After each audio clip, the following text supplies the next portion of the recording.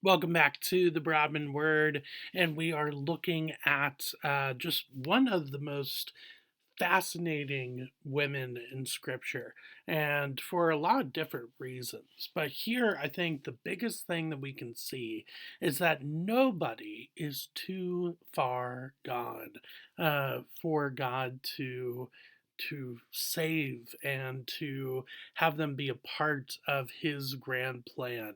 And so, with that, we are going to go to Joshua chapter 2.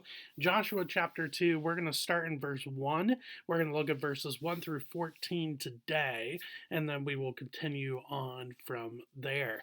But Rahab is one of the most interesting women in scripture, and the part that she has to play is not just in Joshua chapter 2. No, it goes well past that, actually. But we will see that in a few videos later.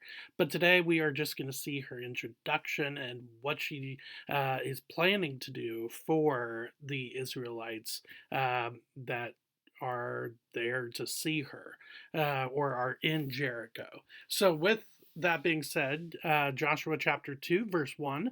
And Joshua, the son of Nun, sent two men secretly, and I know this may sound bad, but it's not, from Shittim as spies, saying, "Go view the land, especially Jericho." And so, the reason why he probably highlighted Jericho is because it was a very just big city. It had a lot of defenses to it. You could say it definitely was a fortified city. If you were wanting to go past that into the land of Canaan, you needed to take care of Jericho.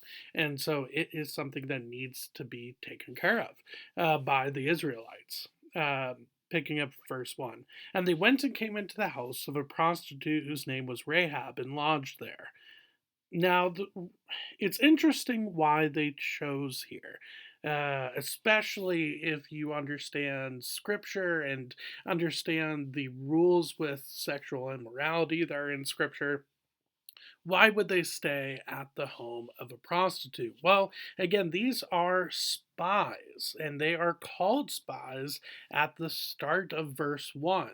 And so they are in a very, very delicate and dangerous role and profession. So, therefore, they would want to stay out of the eye of society at large. So, it makes sense to go to the house of a prostitute, or what we could call a brothel. And so it makes sense why they're lodged there, but it just says lodged there. I don't think it's meant to say that they that they did things there, that they had relations with Rahab. That's more than is described there, and I don't think that is why they went there. The reason why they went there is because they are spies and they are trying to lay low to get the intel that they need for Joshua.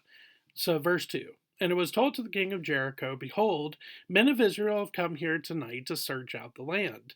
Then the king of Jericho sent to Rahab, saying, "Bring out the men who have come to you, who entered your house, for they have come to search out all the land." But the woman had taken the two men and hidden them. And she said, "True, the men came to me, but I did not know where they were from. And when the gate was about to be closed at dark, the men went out. I do not know where the men went. Pursue them quickly, for you will overtake them." But she had brought them up to the roof and hid them with the stalks of flax that she had laid in order on the roof. So the men pursued after them on the way to the Jordan River as far as the fords, and the gate was shut as soon as the pursuers had gone out. So she comes up with this very obviously a very believable plan or believable story that these men had. Yes, they did go to her house, to the house of. To the house of that Rahab was at, and yes, they were there, and I think that's brilliant on her part because she's not it's not complete deception. Yes, there is deception involved, but it's not a complete deception. She is owning up to the fact that they were there. But then she says, look, they've already taken off, and your fear of the Israelites, which we're about to see in a second, leads them to believe the second part, which is where she says that they have already taken off, and if you go right now, you can catch them. And again, I think that was brilliant on her part to come up with that. Now, the reason why that works is about to be shown, but by her, not the king. Verse 8. Before the men lay down, she came up to them on the roof and said to the men, I know that the Lord has given you the land, and that the fear of you has fallen upon us, and that all the inhabitants of the land melt away before you. For we have heard how the Lord dried up the water of the Red Sea before you when you came out of Egypt, and what you did to the two kings of the Amorites who were beyond the Jordan River, to Sihon and Og, whom you devoted to destruction. And as soon as we heard it, our hearts melted, and there was no spirit left in any man because of you. For the Lord your God, he is God in the heavens above and on the earth beneath. So it's this wonderful conversion story.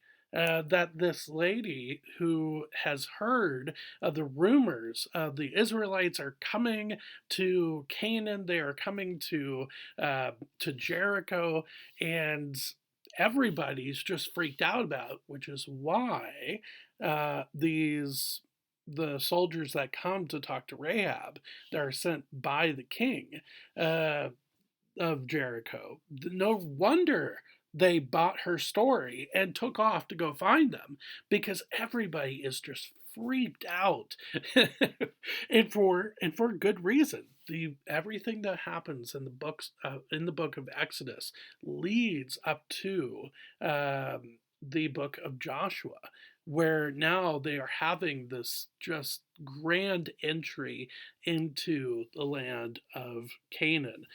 So, with that being said, it makes a lot of sense.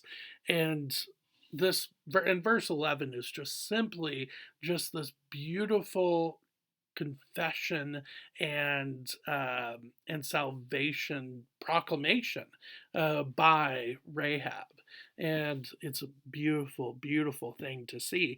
But then she adds on a request, which makes sense, knowing that Jericho is about to fall. If you have read Joshua before, verse 12. Now then, please swear to me by the Lord that as I have dealt kindly with you, you also will deal kindly with my father's house, and give me a sure sign that you will save alive my father and mother, my brothers and sisters, and all who belong to them, and deliver our lives from death. And the men said to her, our life for yours, even to death. If you don't tell this business of ours, then when the Lord gives us the land, we will deal kindly and faithfully with you. So again, it's just this wonderful just story, or just this wonderful passage that that really brings to life the idea that you are never too far for the Lord to grab hold of your heart. And again, we won't spend all of the time talking about her profession as a prostitute, because again, there is a lot of scripture to back up that, yeah, I mean, obviously, it's not what she did is a sin. But then she turns on that and says, yes, but this God of Israel is here, and I am willing and I'm ready to put my faith and trust in him above all else. And it's just this beautiful moment of conversion for Rahab. And obviously, as we go on with this, you will see that just continue to build, and not what she does in the here and now, in the present, after helping these spies, but what she does later on and who she is in the ancestral line of is very, very not just important, but very, very cool to see. And I think that is really, really interesting. So we will get to that later on. But for today, it is all about you are never too far for the grace of God to reach you, to hold you, to embrace you, and to set you on a path for His glory is a beautiful thing to see and a beautiful reminder for each of us as well. So thanks for spending a little bit of time with me with the Brahmin word. I will see you next week as we continue to look at just this amazing, brief little account on the life of Rahab. Thanks. I will see you next week.